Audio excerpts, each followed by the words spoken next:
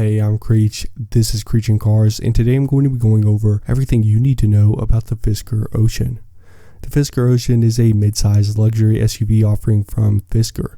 You might remember Fisker from the Fisker Karma, but this is technically a separate company from the one that produced the Karma. I do plan on making a video detailing that situation, however. The Ocean is a smaller mid-size SUV with similar dimensions to something like a Tesla Model Y or Ford Mach-E. You can pre-order an Ocean now, but those who had previously pre-ordered the Ocean 1 Launch Edition are supposed to start receiving their Oceans by the end of 2022. As far as price goes, there are 4 trim levels for the Ocean. They are the Sport, Ultra, Extreme, and the Extreme 1. Like I said earlier, the 1 is just a launch edition and sort of a special edition of the top trim level. Fisker is positioning itself as a near luxury brand. A lot of electric SUVs that this competes with are pretty similar, and that they are not definitively high-end luxury cars, but they're also not cheap at all and can be optioned to be fairly nice. The base sport trim starts at $37,500. The mid trim level is called Ultra and starts at $50,000, and then the top trim level is the Extreme, and that starts at $69,000.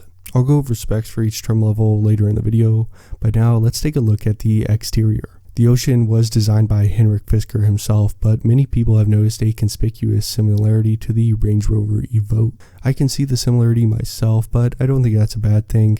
Taking a look at the front end, the quarter panels and headlights are very Evoque-esque, and certainly aren't too strange, but the headlights almost form a light bar, except Ocean is spelled out and lighted in the center. Above that there is the Fisker badge and some hood lines. Below that lighting situation is a grille, like what you would expect to find on an internal combustion car. Personally, I love the addition of the grille here. Some electric cars just look weird and unfinished when they lack some sort of front-end grille-like design, and I think it looks great on the Ocean. Coming around to the side, the Ocean looks pretty beefy and muscular overall. It has black plastic cladding around the bottom for a more rugged look.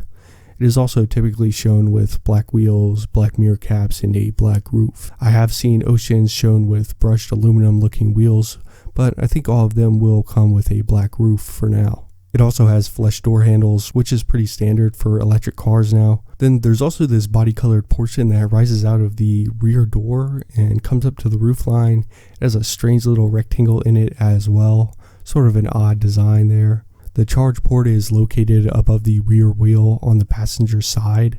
And moving on to the rear, the Ocean has thin strips for taillights and a small rear window.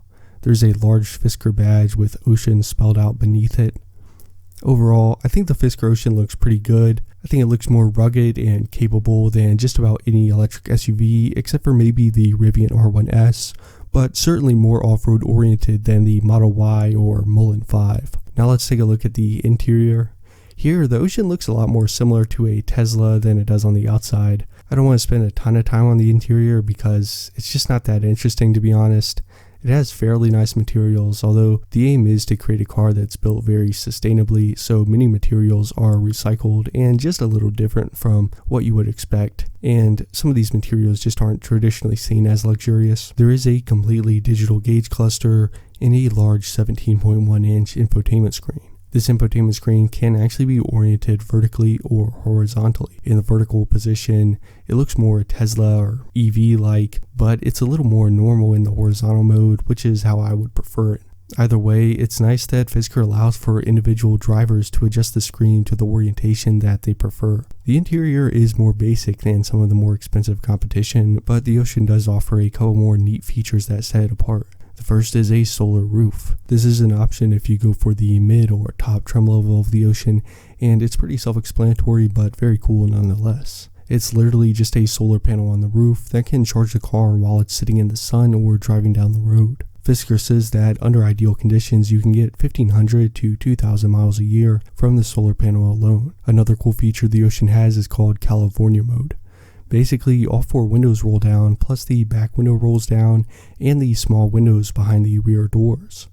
The solar panel roof I was just talking about also retracts, and the goal here is to create the open-air experience that you would only get with a convertible, something similar to the soft-top Wranglers and Broncos, except Fisker doesn't have to change anything with the body structure to accomplish this. It's just an option, again, for the mid and top trim level. I think you get the best of both worlds with the California mode because you don't have to deal with the louder interior and poor durability that come with the soft top, but you still get the open air experience at just the touch of a button.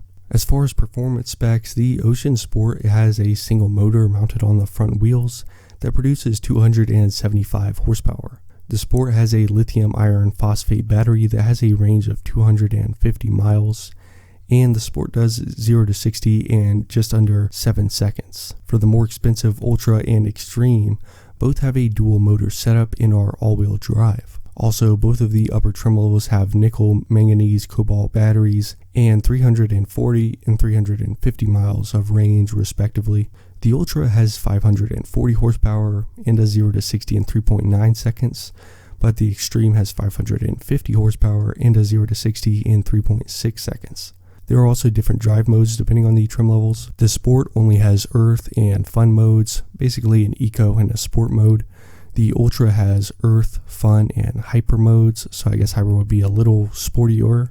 And then the Extreme has Earth, Fun, Hyper, and an off-road mode. The Extreme gives you a little more off-road capability, and that's really, I think, a lot of what you would be paying for if you go for that trim level. So that's pretty much everything you need to know about the Fisker Ocean right now. This is part of a series on the channel called Startup Showcase, where I take a look at new startup brands and their models.